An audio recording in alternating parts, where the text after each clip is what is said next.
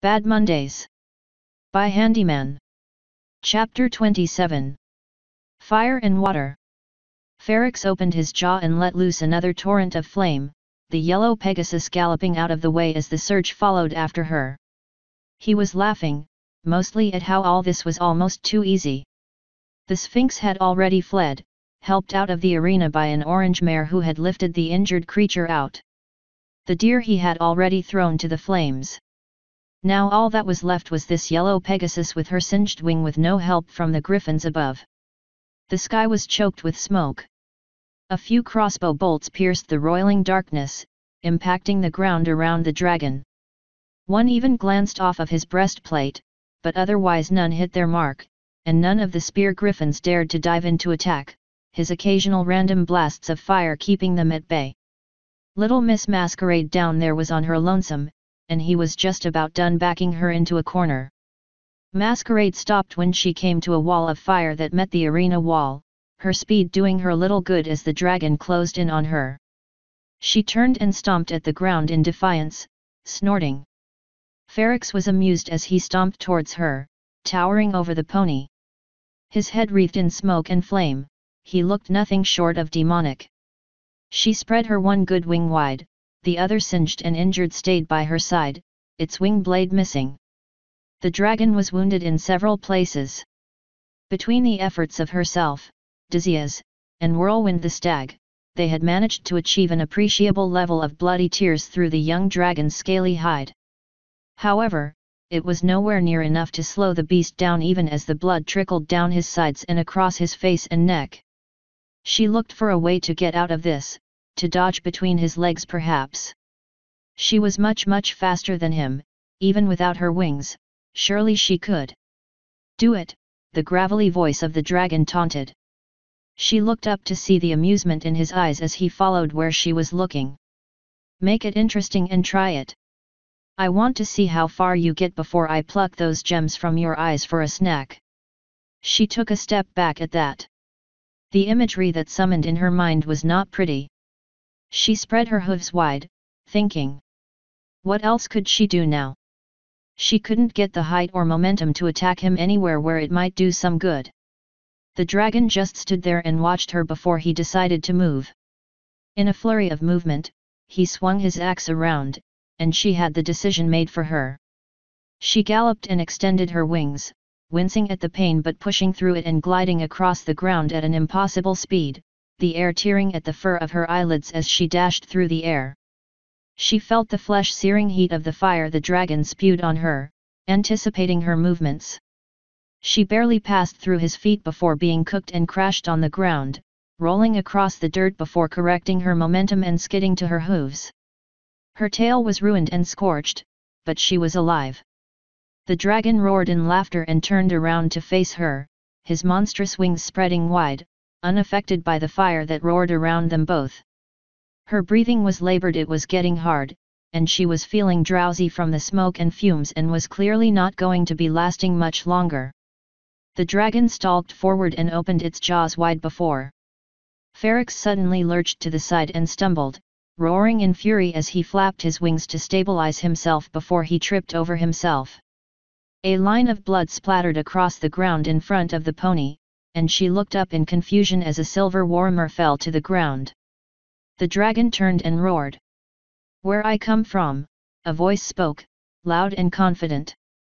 Although, as Masquerade flicked her ears, she could just detect something behind that bravado, a hint of nervousness. It is traditional in stories for the dragons to be killed with a sword, or perhaps a lance. Ferrex turned to the source of the voice, holding his jaw where several of his fangs were knocked loose and a trickle of blood flowed from his mouth. There was a figure seated on the stands, fidgeting in the darkness of the smoke. Handy sat there, his shield arm crossing his lap as he worked on something behind it that neither the pony nor the dragon could see. You see, there was a lot for him to be nervous about the situation. Normally he could control himself, but when one tries to suppress a supernaturally motivated yet very rational and instinctive fear of burning to death at the slightest spark, it tended to be a mite bit harder.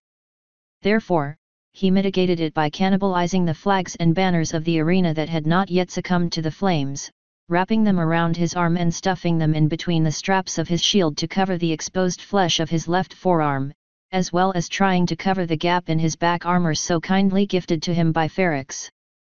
Normally icons he didn't get the chance to finish that sentence before being forced to move. It was odd, the effects of thestral blood. It certainly couldn't compare to the level of detail and information he could process under the influence of unicorn blood, but it did allow him to perceive the world in tremendous detail down to the individual scales of the dragon 20 feet away from him. So when Ferrex decided to rudely interrupt him by unleashing his full draconic fury upon him, Handy had front row tickets to witnessing the eruption of draconic fire as if the world was moving in slow motion. It possessed a certain infernal beauty, a slowly expanding flower of death racing towards him amidst the dancing flames of the arena which watched on like revelers as the individual streams of smoke billowed and bent above, embers drifting to earth all around them like gentle yet deadly snowfall. Had the circumstances been different, he would have liked nothing more than to take a minute to appreciate the terrible, destructive beauty of it all. As it was, an irresistible feeling welled up inside of him, threatening to seize his heart as his body refused to let him remain where he was. He was now standing at an entirely different part of the arena, breathing heavily. He blinked rapidly a few times, trying to understand what had just happened. Ferrex was facing away from him towards a section of the stand he had just reduced to a bonfire. The pony behind him was crouching, covering her ears. What just happened? What had he done? He didn't remember getting up and running. Did you hear him squeal? Ferrex bellowed in triumph, turning back to the pony. I didn't think anything could scream that loudly. Scream? Had he screamed? He was shivering, the same strange feeling gripping his heart, a terrible animalistic fear threatening to consume him. That's what happened, he thought to himself. Like that night with the match, that strangled cry I gave when I got burned. That rationalization helped, if only a bit, as he got a hold of himself. Ferrex was still boasting but stopped in his rambling, looking sideways towards Handy's new direction. Handy's mind reeled as the dragon slowly turned to face him once more, clearly unamused. As I was saying, his mouth ran before his mind caught up with it as so often had happened before. He slowly, cautiously descended the tiered seats of the stand, quickly stepping to the side as one panel gave way under his weight. Normally I consider myself a traditionalist, but what the hell? I like being creative when it comes to dragon slaying. He jumped into the arena and began walking towards his fallen hammer, all too keenly aware of the nearby flames Ferrex had kindly spat everywhere like a diarrhea-stricken flamethrower. How did you get over there so fast? He accused. Fuck you, that's how, the human replied. Ferrex immediately replied by striding forward and turning, lashing his long tail out, seeking to strike the human in the torso. Handy saw it coming and simply bent over at the waist as the tail flew over him and returned to his full height in one fluid motion, an action that would have been greatly difficult without his high given his heavy armor, never mind the speed at which he did it. Ferrex completed his turn and gawked, surprised that the human was still standing right where he had been. There was a silvery blur and a sickening crunch and Ferrex was on his knees, gripping his neck, hacking and wheezing, trying to breathe. With the high he was running on right now, the punch Handy threw at his throat may as well have been a hammer blow. He kicked the dragon's axe away, sending it spinning across the arena floor and into a pile of burning debris. There was an alarming sound of groaning wood and loud cracks coming from somewhere beyond the cloud of smoke above them. He could also feel the acrid smog invading his lungs. A small rational part of his mind was concerned about him ingesting tiny embers that way, which did nothing to ease the animalistic fear that threatened to consume him utterly. He had to calm himself by rationalizing that the embers would be caught in the fabric of his helm visor, a logical defense that was thinner than the enchanted fabric itself but seemed to do the trick in keeping his fear of fire under control. He didn't notice that he was having no trouble breathing at all otherwise. The same could not be said for Masquerade, who was barely maintaining consciousness through exhaustion and the fumes. She glared at the human with her emerald eyes as he stopped to pick up his hammer. For his part, he spared her a second glance, surprised she was, in fact, still here. Thou shouldst probably leave. I'll handle Sparky over here. What? She coughed out. Leave, thou art injured. Says the human who was dying on the ground not 10 minutes ago. I got better. How?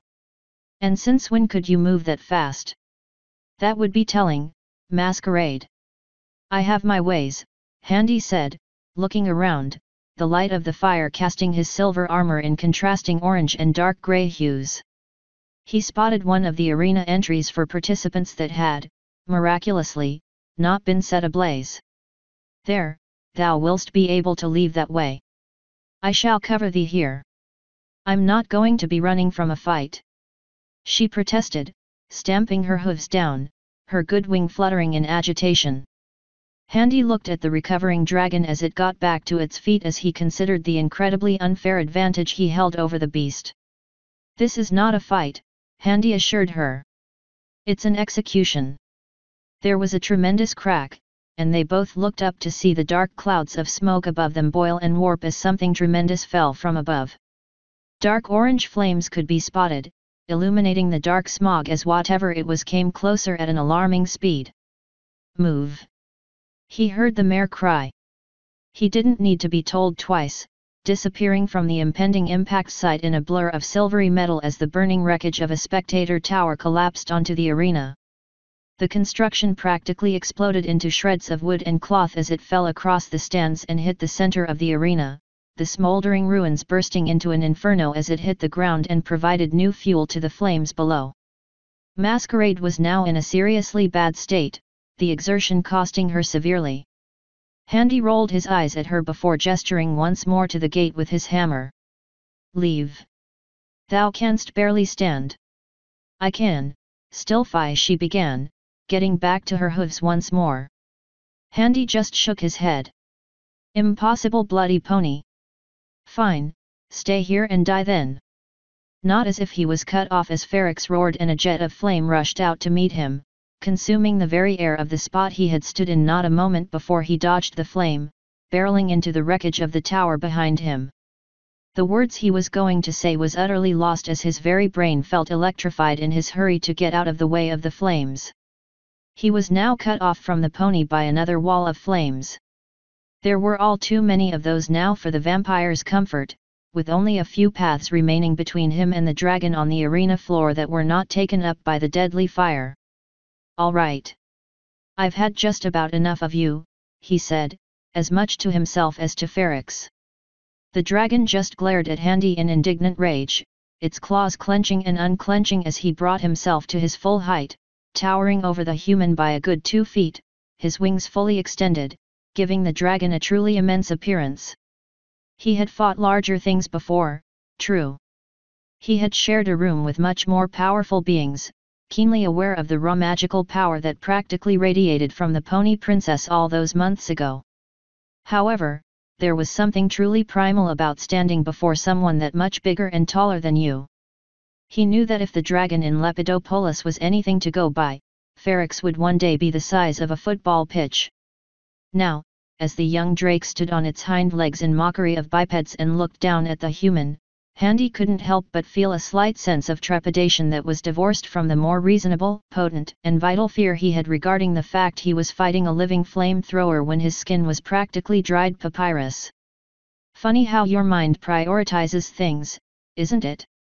You'll pay for that, human, Ferrex growled, stalking closer to him. His approach was more cautious now as he reached to his side and pulled his other axe from an iron hoop in his belt. Handy didn't move, flexing his fingers around the haft of his hammer. That's it.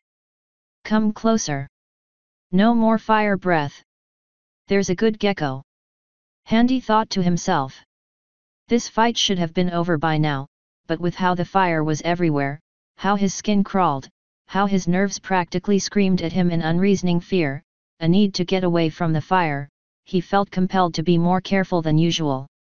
What the hell is wrong with me? I was never like this around fire until I got burned that night.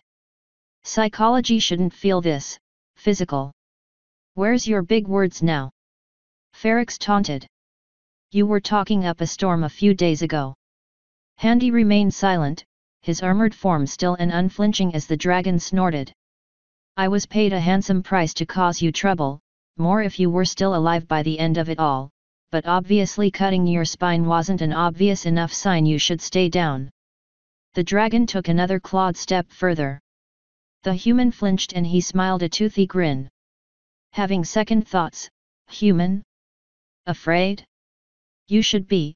I am going to cook you in that armor, then have myself a nice dinner with your flesh while I take your head as a trophy. Handy wasn't paying attention.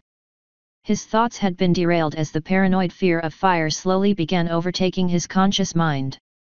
Colors swirled at the edges of his vision in an unhealthy sign of stress as he battled against himself, trying to impose his will on his unreasoning mind. Unpleasant images were brought to mind, a sheet of paper veritably eaten away microscopic bite by tiny, fiery bugs, millions of them, the paper eaten away in an instant. The paper became flesh, the bugs became ravenous and demonic in appearance, and his skin was torn apart, cracking like wood before being devoured, his muscles and blood vessels coming next with his vital essence drifting away on the air, not entirely unlike the wax inside of a lava lamp before the tiny droplets exploded with a sound like shattering glass. More insects came out of the blood which continued devouring him alive, and he could do naught but silently scream as he watched himself immolate and turn to a pillar of white ash. He shook himself back to reality with a start and realized he was now sweating coldly and shaking rather violently. Ferrex was almost upon him now, laughing at the state the human was in. His wings beat and he took to the air, hovering over the human. "Burn," he said simply and opened his jaw wide. Fear could be a funny thing. It could handicap you and freeze you in place, endangering you rather than motivating you to get to safety. Alternatively, and equally counterintuitively, it could conspire with adrenaline and push one towards the source of the danger to confront it before it overcame them. Ordinarily, that wouldn't be possible for Handy, but with a blood high, the human could jump his own height and then some. Therefore, one moment Ferrex was looking down at the silver human below him, and in the next, that human was hurtling towards him.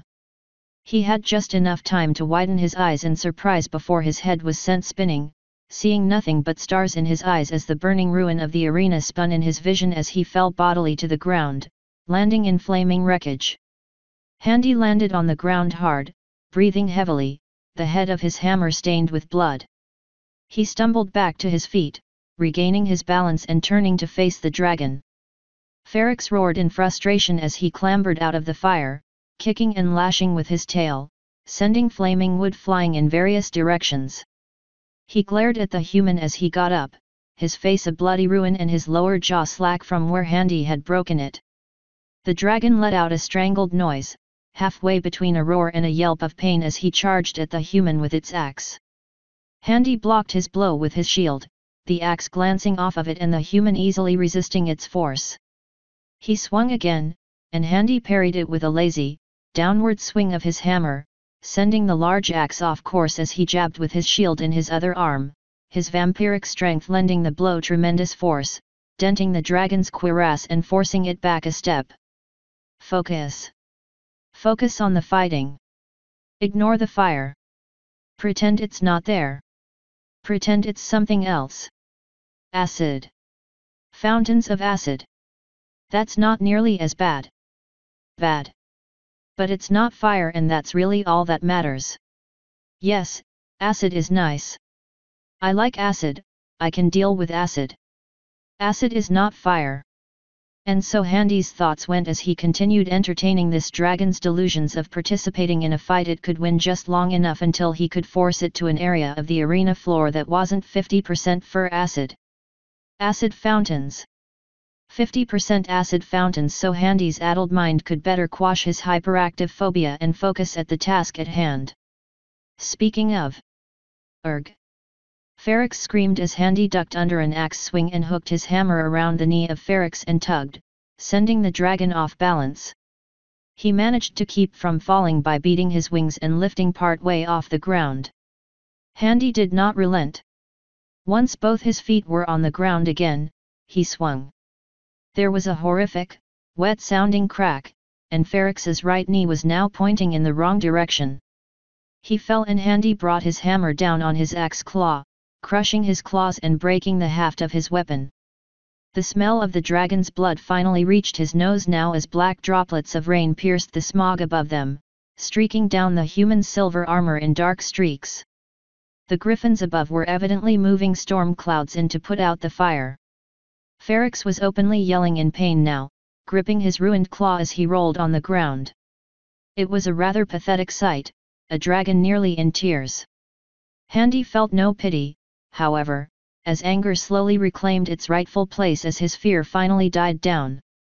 "Where's your big words now?" he asked in mocking repetition of the dragon's own question. A thought came to him, eyeing the splattering of draconic blood on the dirt beneath them and the dragon's own wounds. "No one can see me here, he's helpless, and he's a dead man anyway after all this." He licked his lips, the fear forgotten and anger down to a low simmer as an instinct bellowed within him, urging him to indulge it. "Maybe, just a pint." He reached up to his helmet. Just as his palm covered the slit of his helm, Ferrex acted, turning and spewing a jet of flame that forced Handy's vampiric instincts into action as he fled the flames, covering a dozen feet of distance in an instant as a wailing screech pierced the air. He blinked, breathing heavily as the jet of flame missed him. He knew he was making that noise, but he wasn't doing it consciously. There was something within him that came out and took over, and this was the second time it had happened within the past half hour. The implications of what he truly was left him feeling uneasy, and he wondered what the true nature of the beast he had within him was, and what would happen if he didn't keep it under lock and key like he had been doing. He didn't have too long to ponder that line of thought, for Ferrex was moving. The dragon turned and held himself off of the ground with his good arm and good leg. His wings flared and then thrust downwards, sending the dragon into the air as he flew away on powerful wing beats, his injured jaw opening and fire bursts flaming outward through the canopy of black smoke as he disappeared behind it. "Oh no you don't," Handy said under his breath. Now recovered and more than a little pissed, he ran. He lunged upwards and landed in the stands, the wood cracking and splintering beneath him as he continued sprinting up the stands, leaping and bounding up the tiered seats until he reached the top, vaguely in the direction where Ferrex was flying. Then he leaped. Dash equals dash. Toman Yellowstone was not having a good day. Having spent most of it running around the festival, breaking up some drunken brawls, and chasing down one shady shyster hawking illegal goods after another, now he had to contend with an emergency at the arena because a dragon had gone berserk and started spouting fire everywhere. Also, there was something about a pony shooting lightning, but he didn't know what that was about. He was a bit too concerned with the raging inferno below him and the gigantic pillar of smoke emerging from what was left of the arena and the burning tents and spectating towers around it. What was worse was that there were still griffins down there somewhere, mostly guards who got the stuffing knocked out of them and couldn't be rescued before the dragon started spouting more fire. He fumbled with his crossbow as the rain beat down, the weather teams pulling muscles trying to get more and more storm clouds into place to help fight the blaze. The dragon was still down there. They had stopped firing bolts down a while ago, so it was impossible to tell where exactly he was down there. Therefore, they had elected to wait until he moved as more and more griffins converged. Word was that the Iron Crest Guard was being mobilized to help get the panicking crowds under control. They'd need the extra wing power. The Gethrenians had arrived not long ago. One of them was arguing with the captain about why there hadn't been an assault yet. Toman was glad he wasn't involved in that argument. He was a crossbow griffin, his place was standing back and taking pot shots, allowing the spear griffins to go to the ground and fight the dragon. He was content to stay right where he was safe. Of course it was right around the time he saw several fireballs erupted from the smoke cover, and he soon found himself hurriedly flying out of the way as the formation he was a part of completely scattered in the wake of the fiery assault. Toman's eyes went wide, and he almost dropped his crossbow as he dived. The dragon shot out from the cloud of smoke like an arrow loosed from a bow and blew past them. He hurriedly reached to the quiver of bolts by his side when the next big surprise emerged from the smoke. Toman tried to comprehend what he was seeing as what appeared to be a suit of armor was flying towards him. 5 fingers gripped the belt he wore across his torso as a pair of feet planted on his chest, and all of a sudden the creature placed its full weight on him. Time seemed to slow down, his wings failing to keep balance in the air at the sudden shift in weight.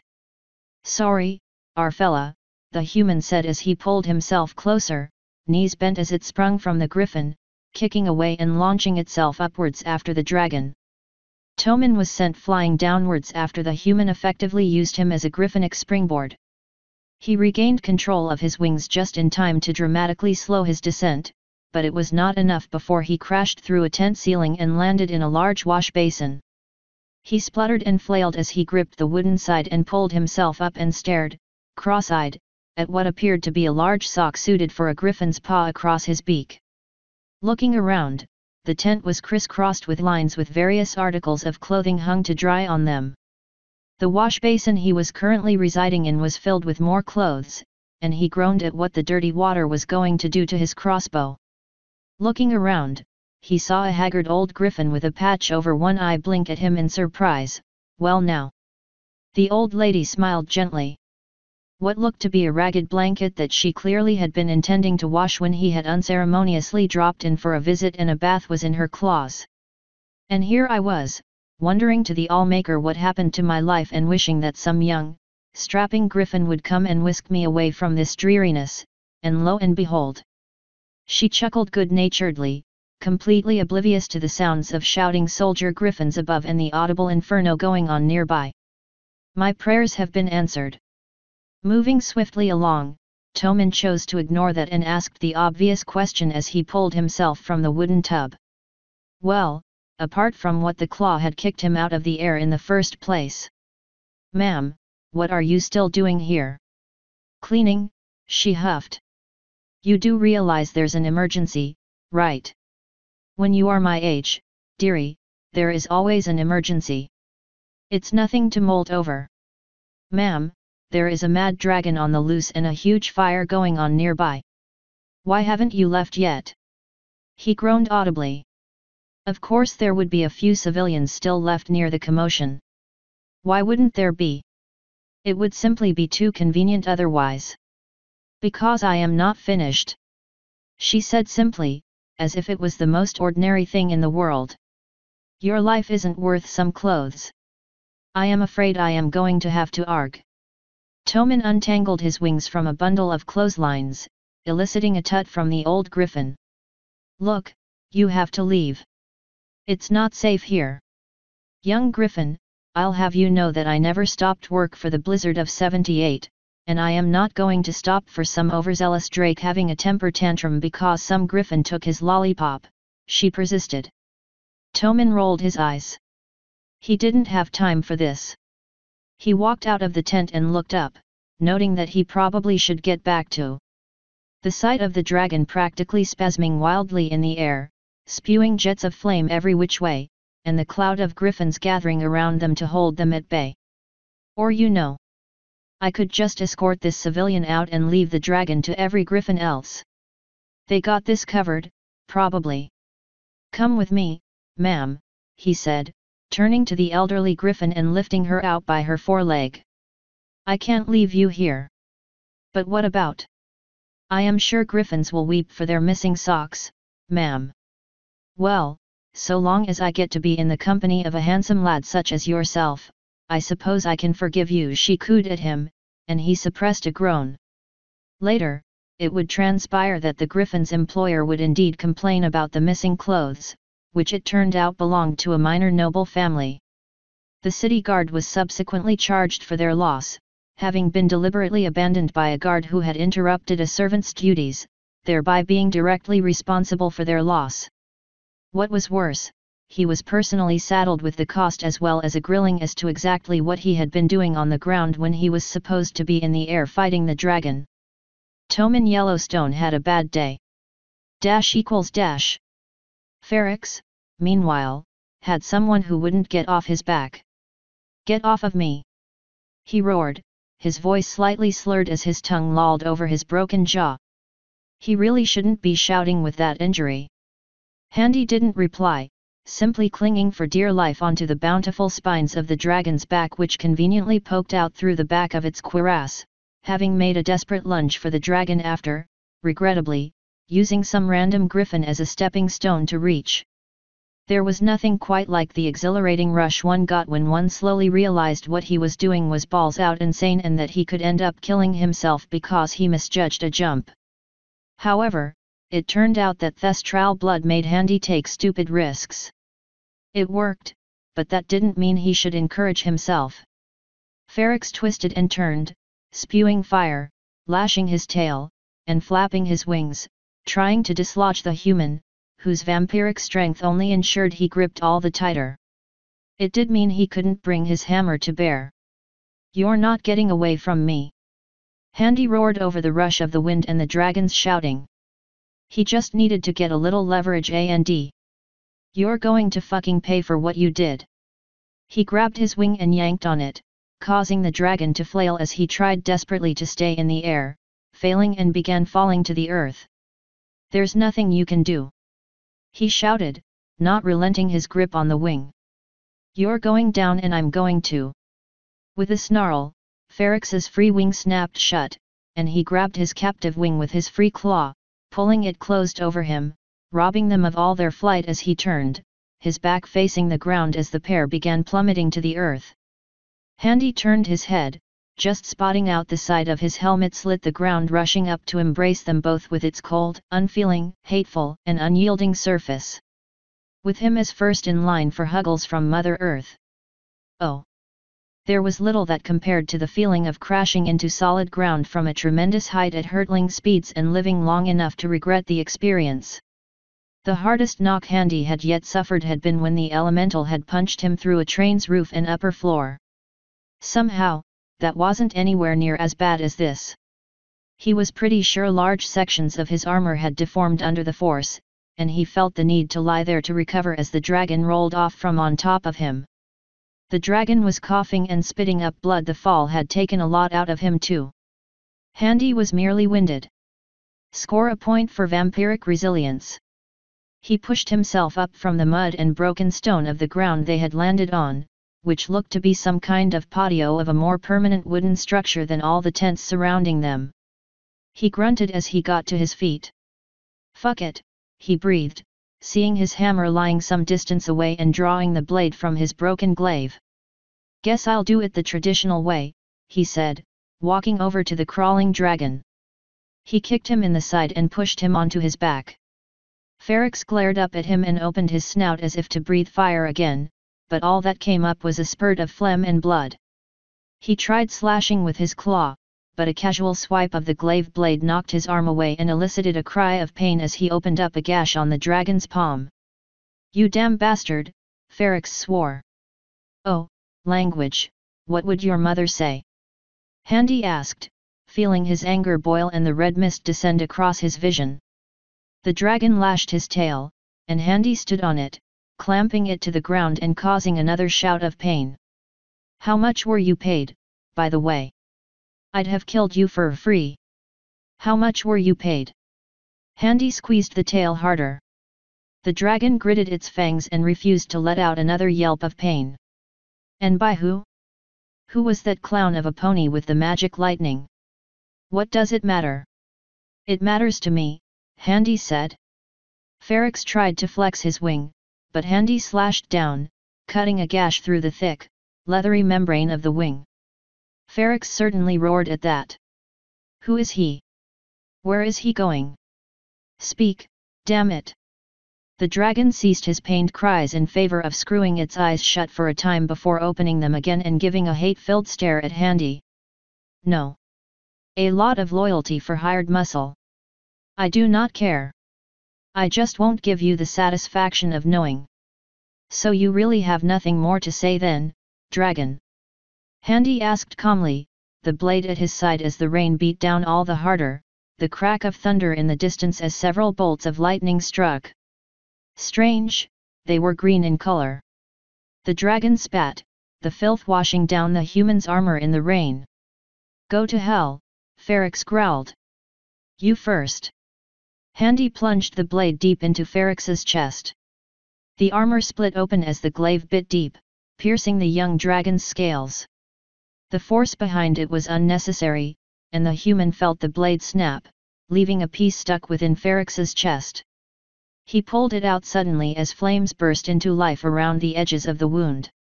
He blinked in surprise at the tiny tongues of flame poking between the dragon's claws as Ferrex grabbed at his chest, draconic blood flowing out of the wound. He was about to say something else but stopped and stared as his eyes met Ferrex's and saw how the fierce pride and arrogance gave way to genuine fear and desperation. Eventually he stopped struggling, and his body lay still and unmoving in the downpour, the small flames in his chest dying under the onslaught of the heavens. He wasn't sure how long he stood there, looking down at him. Thinking. Handy. He didn't turn at the name, still looking at Ferrex. What are you doing here, Joachim? He asked as the griffin alighted. The clink of armor suggested guards in tow. Helping get griffins out. What's going on? Is that the dragon? Yes. He won't be any trouble anymore, he said, turning and wiping the glaive clean in the ruin of a tense cloth. He regarded the young king. You should leave, there's still danger about. I couldn't just leave. I had to make sure you were okay. Did the others find you? Joachim asked. He seemed relieved to see the human up and about, but he paused in mid-stride, seemingly perturbed by something. No, Handy replied, replacing his now broken glaive at his waist and picking up his hammer again, hooking it by his waist as he inspected his now thoroughly dented armor. He was not looking at the griffin. Are you, all right?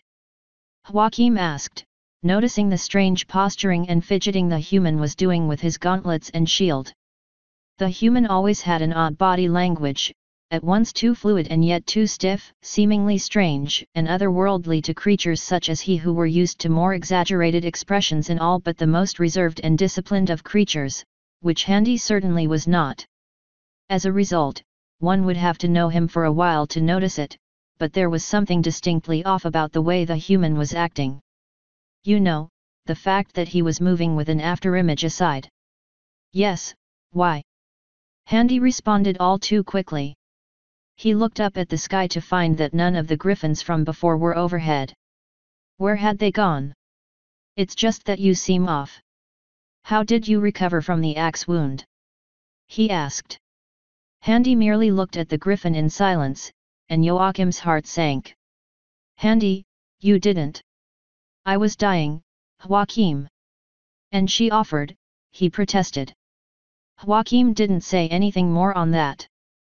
He was torn between his revulsion at what Handy had done and how grateful he felt that his friend hadn't died. He shook his head and put it to the back of his mind. There would be a time and a place to discuss this, but it wasn't here. Fine, never mind then. Just he was interrupted by a tremendous echoing boom as the sky above the tent tops flashed green. The silhouettes of griffins briefly flashed on the clouds above. Well, that answered Handy's question of where the other griffins had gone. What in blazes? You should go, Joachim. Now. What? The griffin asked, turning back, but all he saw was a blur of silver and a tunnel of disturbed rainfall in the human's wake as he ran off.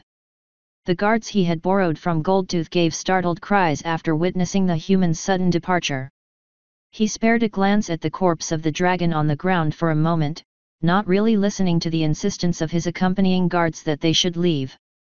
It had been a dead drake walking anyway, for there was no way it was going to get out of the kingdom alive after what it had done here. If he knew the human, him killing the dragon had been a foregone conclusion. So why did Handy seem so weirded out when Joachim found him? No, Joachim resolved to himself, taking flight. The last time I left Handy on his own when he was in trouble, he almost died and was kidnapped by changelings. I'm not going to fail him again. ==. Where are they? The easy-sounding baritone of thunder gave way to a frustrated groan.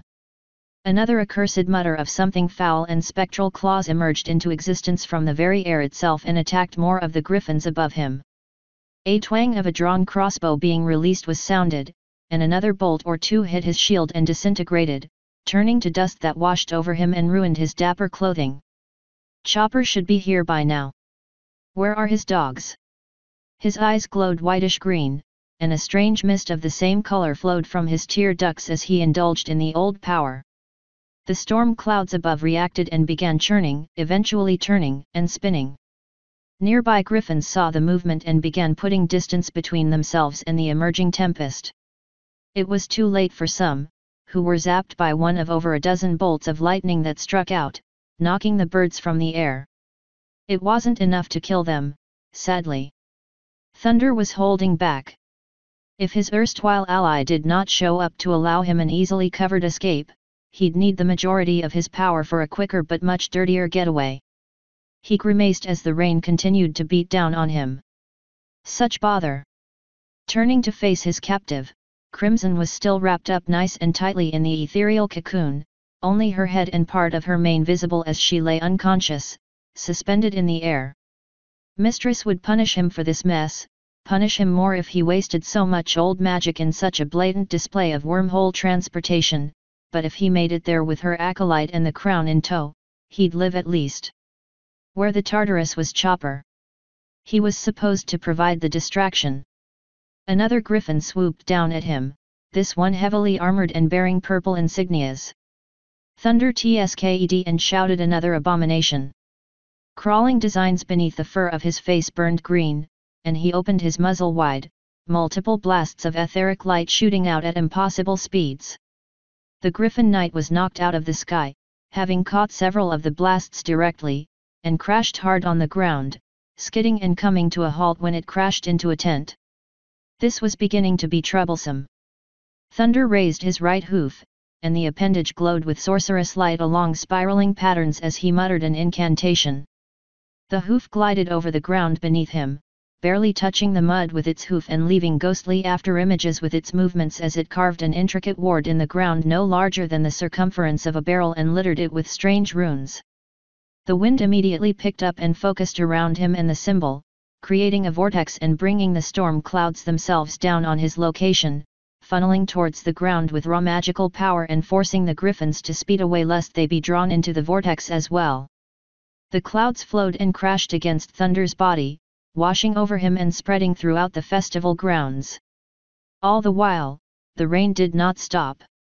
Droplets of errant water sprayed him and the grounds, soaking tents and slowly flooding the place as thunder literally brought the sky down on every pony's heads. The thick cumulus would provide him the cover he needed to get away.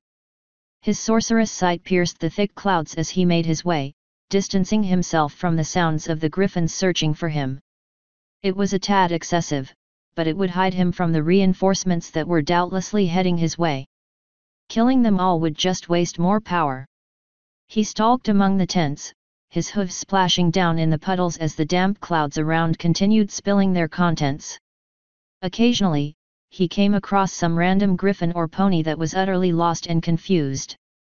Once or twice he came upon a soldier searching fruitlessly for him, some using their wings to try to disperse the clouds, a process that would take hours after what he did to them.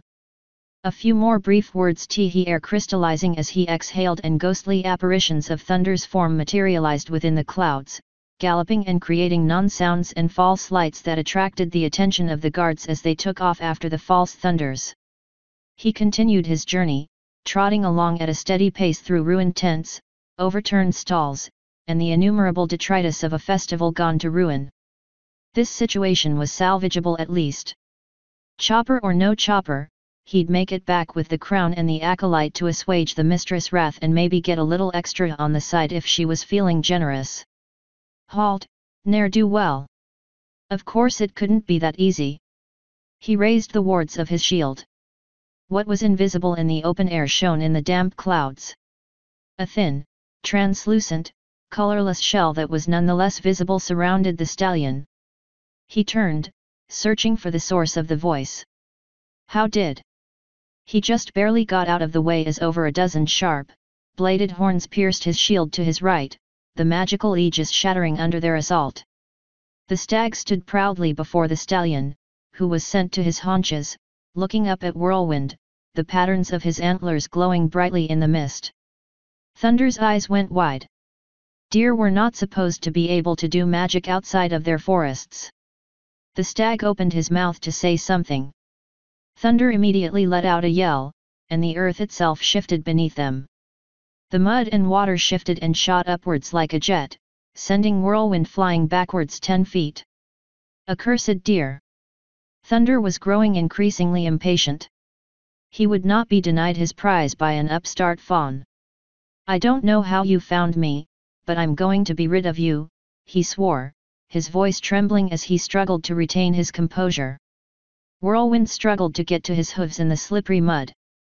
Now die!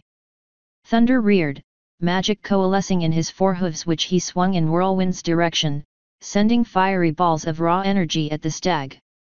Whirlwind braced himself, but the attack was halted.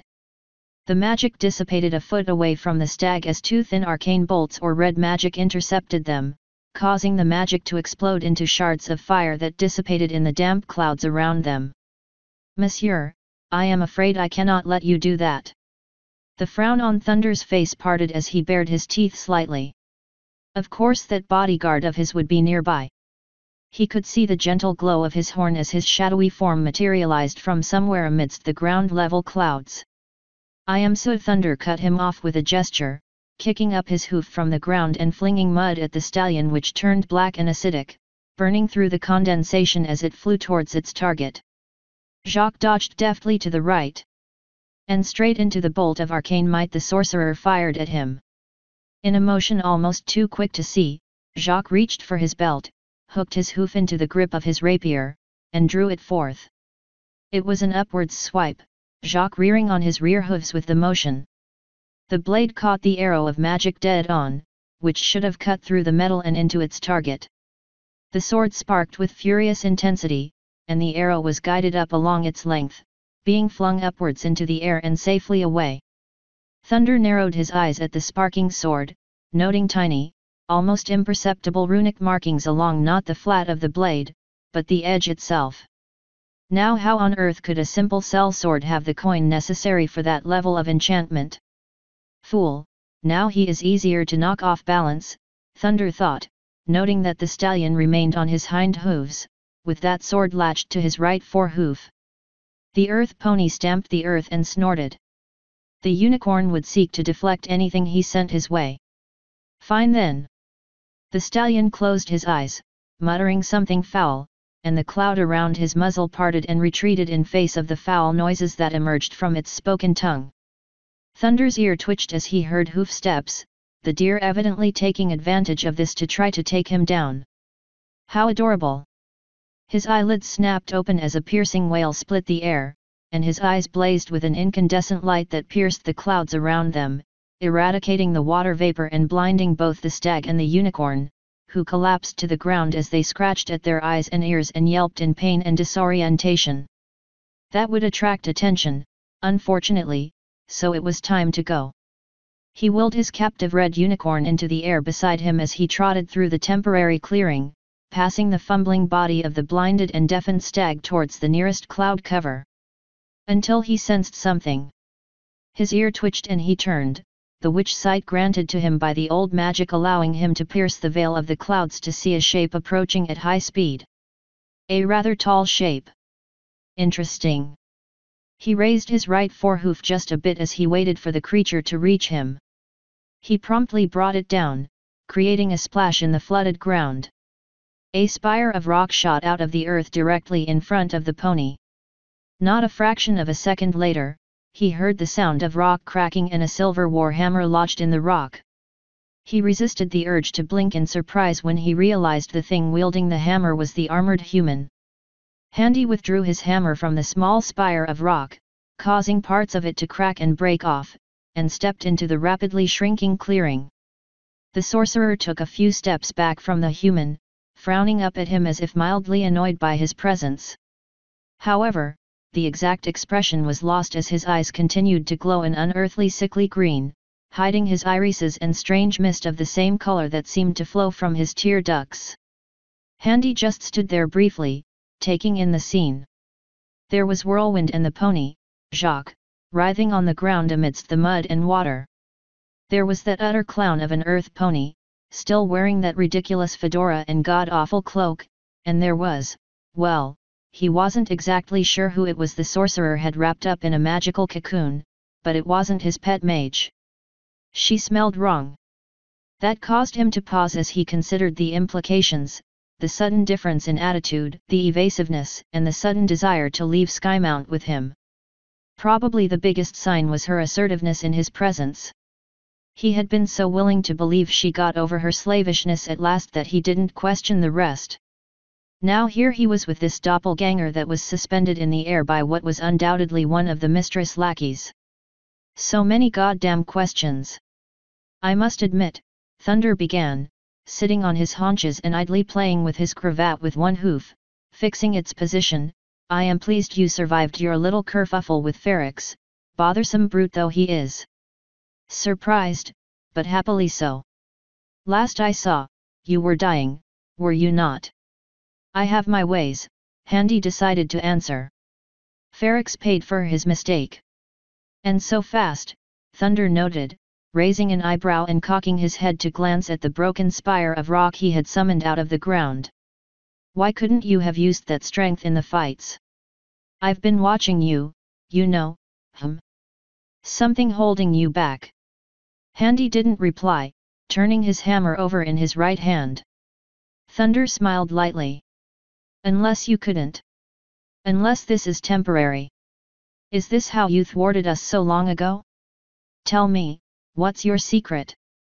Just give me crimson, Handy said, gesturing to the captive pony with his hammer, and I'll let you leave here alive.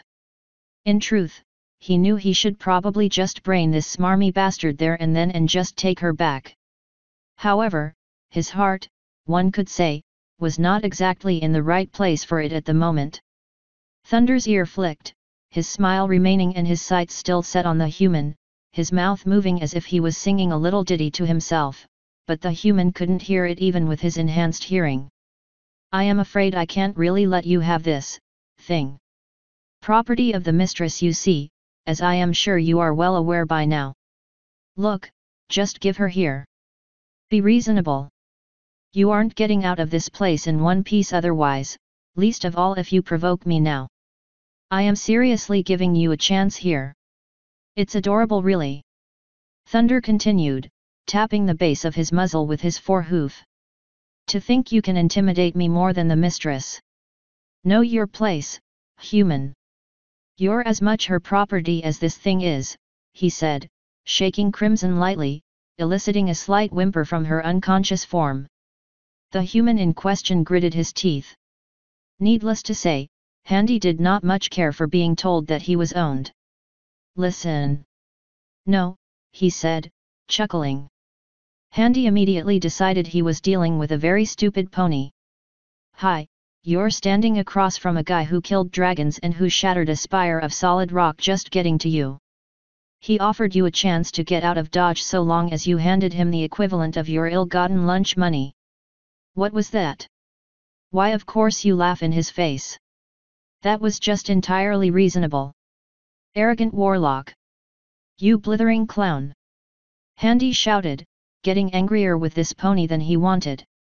Just he made to move, intending to reach the pony before he could blink, only to find he couldn't move his feet. He tripped over awkwardly, his ankles unable to move, and he sort of leaned sideways as he fell, his armor propping up his legs as his body twisted. He scrambled to catch himself before he hit the ground face first. Had he been unarmored, it would have been uncomfortable but possible to twist his body so as to at least not injure himself. Alas, he was in plate, and the agony that shot through him as the plates dug into his sides as he twisted was exactly as painful as it sounded. He managed to stabilize himself to look at his legs. His feet and lower legs were completely encased in what appeared to be rock. The pony had been keeping him talking long enough to root him in place, using the mud and his magic to trap the human. The pony mused. Handy turned to look at him. No, still a bit too close for my liking. A shimmering wave of force hit Handy with the force of a small truck. His armor shone brilliantly in reaction to the magic, but the force was enough. Handy was flung backwards like a ragdoll and landed hard on his back, his feet still trapped in the stone.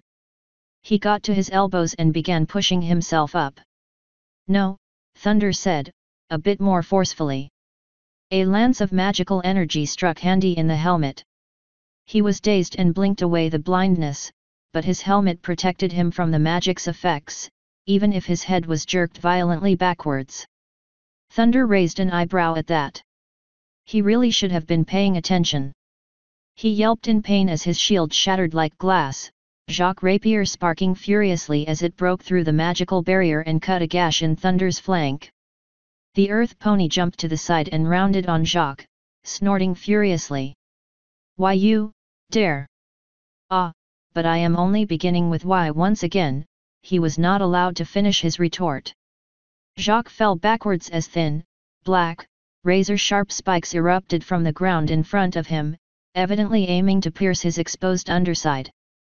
He rolled back to his hooves, ripping his sword off of his hoof with his teeth and holding it in his mouth as he tried to outrun the series of spikes emerging from the earth in his wake.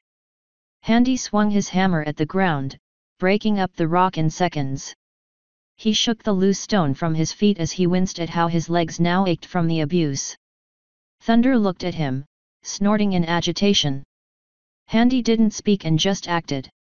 In a blur of motion, he charged at the sorcerer and swung his hammer, only for it to rebound harmlessly off of a shimmering magical shield, a loud clanging noise resounding through the camp as the clouds began covering the ground again.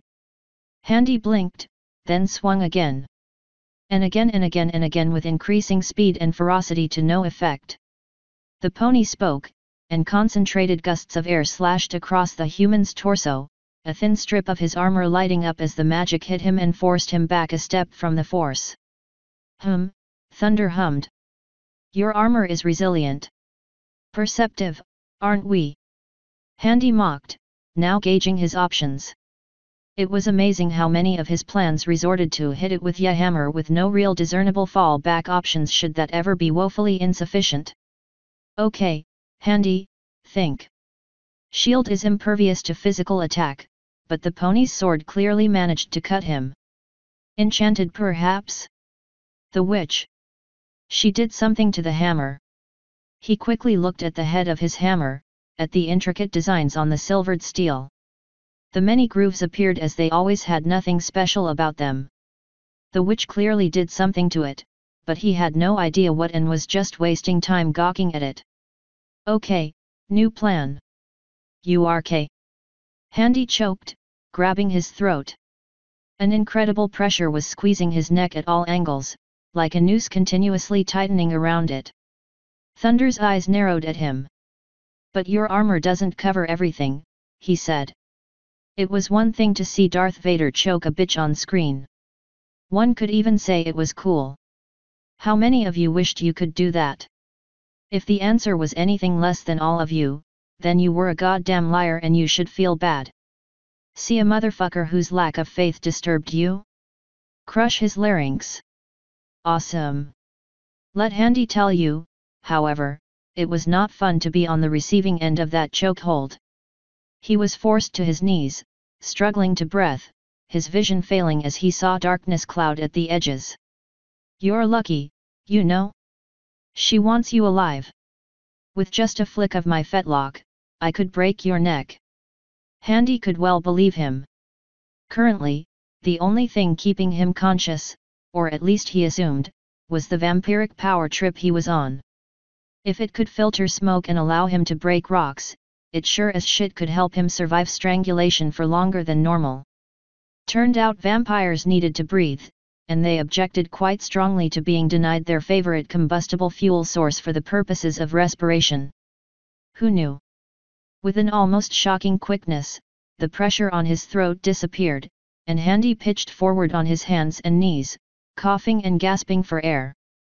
Thunder was distracted as his shield was penetrated once more, and he turned just in time to see the glowing antlers of the stag rip his shield asunder, barely visible shards falling to the earth and disintegrating. Whirlwind wasted no time as he landed on his forehooves. Turning, he curled up his hind hooves, and bucked the earth pony stallion in the flank. It wasn't enough, however. After all, a stag, even a large one, couldn't really compete with earth pony strength, but it was enough to knock the stallion off balance and gave Whirlwind time to bundle up the captive red unicorn in his antlers, the magical cocoon dissipating in reaction to the magic of his own horns, leaving the pony sprawled over the individual points of the antlers. Like resting on a wall of spikes, or so Handy thought when he glanced up at it. Whirlwind, however, was an expert in using his antlers and ensured no harm came to the pony as he bounded off. Handy didn't look a gift horse in the mouth and moved. He swung his hammer as he got to his feet, catching the distracted sorcerer on the side of the head. There was a brief flash of green light, and spiraling patterns appeared on the side of the pony's head as he was sent flying across the distance and into a tent. He emerged, absolutely furious, his eyes wide and incandescent with white-green light as he tore the ruined fabric of the tent apart to crawl out. His lime and yellow fedora was gone, and the white-blue fur around his muzzle was matted with blood which dripped down onto his teal cravat. For all that though, he was standing up remarkably well from a hammer blow from Handy on steroids. Whatever he was about to do next was interrupted as bolts of red magic crashed into his side, forcing him back to the ground.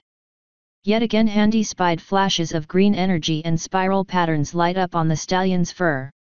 He had some kind of magical protection beyond his shield. Jacques, it seemed, had outlasted the spikes Thunder had sent after him, though if the cuts along his sides and belly were any indication, it was an all too close race. His rapier was now levitated at his side, and he had a vicious cut to his expression as he glared daggers at the earth pony. Thunder was now breathing heavily through clenched teeth. He turned, looking in the direction the stag had made off to see Whirlwind had placed Crimson atop a long crate, to keep her off of the water and mud.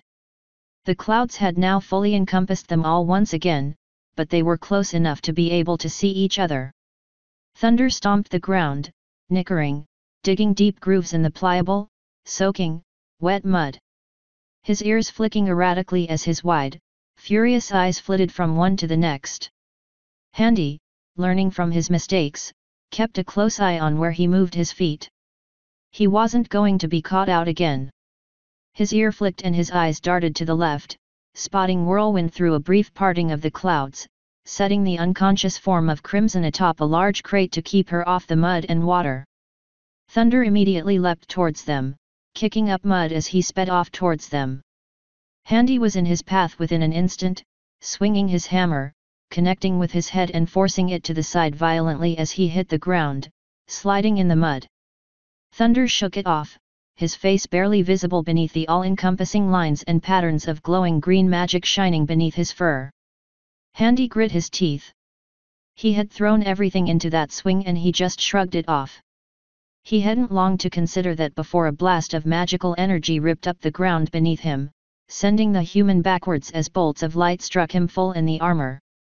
Thunder was upon him in an instant, about to bring down his forehoofs to crush his chest, magical energy gathering down along his fetlocks.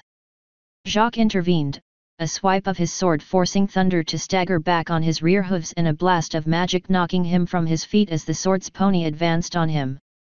Thunder reacted instantly, on his feet in moments, the air around him shimmering as the clouds parted suddenly. He opened his mouth and a blinding white light struck out. Shockwaves tore surrounding tents to ribbons, wood cracked and splintered, metal crumpled and buckled. But no sound was heard, and the world seemed to grow dimmer as if the sorcerer sucked all light from their surroundings and focused it into a pure beam of magic at Jacques. Handy pulled himself up from the ground. The pony was in front of him, his cloak whipping furiously in the ethereal winds. His distinctive hat had since been blown away. Jacques was struggling, his face a mask of fear and desperation as his horn was practically exploding with magical force. His sword held before him sparked furiously, and Handy could not see past the bright wall of light he was trying to defend them both against. The world around them was dull and darkened, and he tried to speak but couldn't hear his own words. And just as suddenly, the world snapped back to normality, the magical attack ceased, and the world brightened. Jacques stumbled forward on his knees, dropping his sword, panting in exhaustion. Thunder had been hit in the side by the antlers of Whirlwind, who was now proceeding to dance, for Handy did not know what else to call it, around the earth pony with speed and grace, lashing out with his antlers and hooves at the stallion, who responded in kind with kicks of his own. Handy didn't waste the opportunity and waded in, almost getting another blow in before his hammer rebounded off of air as it hit another shield Thunder had summoned just in time, in turn shattered by the magic of Whirlwind. Thunder rebuked both of them with blasts of magic that blew the stag away, but only served to make Handy flash like a strobe light as he laid into the pony with his shield and hammer. It frustratingly did little in the way of damage because that damn spell he was protecting himself with. The only thing preventing him from getting to Handy's weak points in his armor like before was because he was too distracted to focus on it. Eventually the tete-a-tete ground away in the earth pony's favor, reacting to the human's speed and strength with counters and shields, and blasting the stag to keep it at bay, switching up his game with spells and explosive magical blasts that tore up the very ground they fought upon. It looked like he was going to get the upper hand upon both of them after an exceptionally powerful buck from the sorcerer caused Handy's shield to buckle, forcing him to tear it off of his arm. Jacques got his second wind, however, and rejoined the fray, alternating between firing arrows of magic and swiping with his rapier clasped across his forehoof. Thunder roared in frustration and stomped on the ground, ripping up the earth in shockwaves, sending the three of them rolling across the ground. The surrounding tents were an absolute mess as the devastation of the spell casting tore swathes through them, leaving blackened trawls and gouged, muddy ground and small burning fires struggling against the damp of the ever-present ground level's clouds. Handy hurried back to his feet, rattled but determined to not let this bastard defeat him, and ran back to the sorcerer. For all his speed, Thunder was ready for it, expecting it. He had used the precious few seconds his last attack bought him time to prepare a glyph, a quick and dirty trick. He could feel the power coursing through his veins and into his limbs and smiled as the world seemed to slow down for him.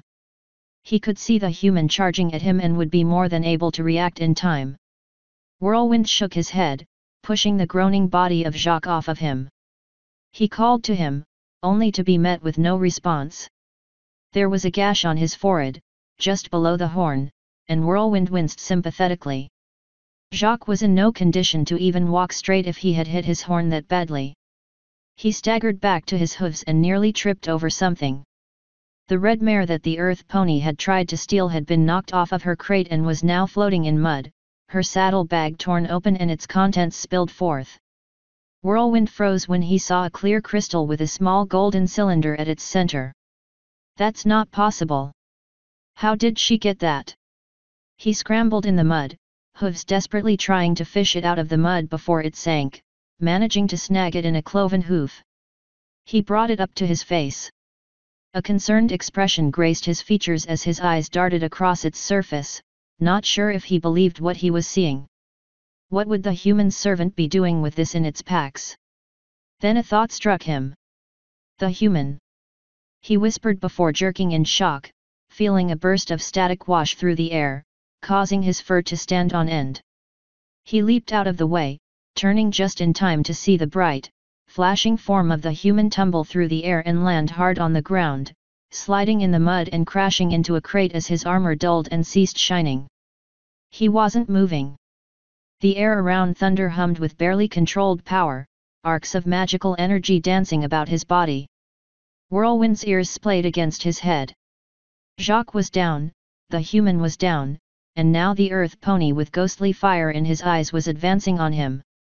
He looked down at the crystal, a priceless relic that had no business being outside of the forest ruins, which he would have been literally tackled in the streets for if he had it back home. And now he was contemplating breaking it. He looked up. The stallion was taking his time approaching, a toothy smile plastered on his muzzle. Had his eyes not been possessed of blinding lights, he could very well imagine a manic grin. He looked between him and the crystal and then to the surrounding unconscious forms around him. The clouds were growing thick, and no help was coming. His eyes were wide as he stared back at the crystal. His hoof disappeared in a rapidly expanding ball of golden light that enveloped him after he shattered the crystal with a stomp. Thunder saw his quarries disappear in an expanding flash of energy and rapidly backpedaled, galloping away from the unknown force. The air was filled with the sound of metal rasping over hot coals, magnified to deafening levels. He managed to get out of its expanding range just in time to see the strange wall of light slow its advance and transform into a golden-tinged mist as the noise died away, the mist itself slowing, fading and mixing with the surrounding clouds, diluting its color. Almost everything in a 10-foot radius of where the light originated from was missing, leaving a shallow, circular indentation in the mud as parts of tents and equipment seemed to have been severed from existence. They were gone. Thunder stood looking at the pot where his opponent had been for a long time, his mind churning, trying to rationalize what had just happened. The deer couldn't possibly have done that, could he? He thought to himself. Sitting there, genuinely curious at the implications of the magic he just witnessed, trying to unravel its mystery. That was until, very slowly, the realization came upon him that the one saving grace he had at avoiding the mistress' fury had not only slipped out of his hooves, but may have been vaporized in a magical explosion. Thunder's magic slowly ebbed away, as did every feeling in his body, with the exception of cold, deep-rooted dread. He quickly made himself scarce, his heart pounding in his barrel as he started mouthing incantations for his escape. There were shouts of alarm as a tremendous flash of green light, accompanied by the sound of lightning striking the waves of the ocean, filled the air. Thunder was no more. The festival ground was little more than sodden, burnt, desolation in the wake of the crisis. Nothing remained of the confrontation between the sorcerer and the human, bar a hat with a golden clasp on its interior band depicting a unicorn horn over a clover. And a cracked, sundered, silver shield bearing the image of a hammer, intertwined in knotted designs, half buried in the mud and water. Author's note. Aha! About time I got my 10th dislike. It only took you guys, what? Counts 5 months? Seriously? Am I not pretty enough for you guys or something? Sniff. I kid, thanks for the near 300 likes, all your comments and views and sticking with me even though I really let myself go with the updating schedule. Remember I used to nearly post north of 8k words a day for 2 weeks? Those were some good times. They were also horrible times full of typos as I settled into my writing groove, but what can you do? I suppose I'll do something once I get 300 likes, a map was suggested which I suppose I could do, since there is a lot of places in this FIC and it's pretty hard to visualize. Anyway, this arc was a goddamn nightmare to write from start to finish, but not for the reasons you'd think. The whole thing with the witch took up nearly 4 fucking chapters when it was only supposed to last for 1 and I was forced to timeskip. I am fucking disgusted with myself for that. 2 months just to make up the shortfall from then to the tournament without it seeming like an eternity ago that Handy was in Canterlot and demanding a duel with Blue Blood. Now I will be forced to have him reminisce about those 2 lost months where apparently nothing interesting happened in order to account for them. I swore to myself I'd never do this, as one of the points of this story is to show the almost day-to-day life of the human in question adventuring through this world, allowing me the time to go into the detail I need for the story which I want to write. In case you didn't notice, I like words, that's why I gave myself the time limit in the prologue in the first place. My fault for telegraphing something happening 2 months in advance and causing the mess. Well, live and learn. The tournament itself was longer than intended, but at least it was meant to be a multi-chapter affair, so it's not so bad. My big mistakes? Subplots everywhere. A Gordian knot of subplots. Well, at least I have a ton of established characters now, with their own agendas.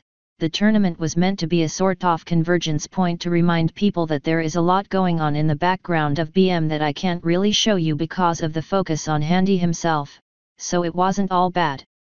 Could have used more world building about Furthengard and Griffonia in general, that's a missed opportunity I'll need to pick up on later. This was also the arc where all of the bad things happened to me, Handyman, the author. Quit a job, just in time to find out I and 300 people were going to be sacked anyway, got a new job that is somehow less busy but more soul-destroying than the first. An epic tier writer's block, numerous, pointless, little, niggling fears and doubts. JBL had a fun time getting some sense into me, poor guy, got over writer's block and slammed face first into procrastination. Things eventually got so bad I just hammered out a 1-2K, completely unrelated story over the course of 2 days and then promptly deleted it just to prove I was still in control of myself and that this nonsense was all in my head. The result was That said, I am actually happy with this arc, for once. Sort of. Kind of. Maybe, get back to me on that in 2 weeks, I'll probably make up my mind by then. In any case, see you guys in another month or so, however long it takes me to churn out the relatively short intermissions these days. End author's note.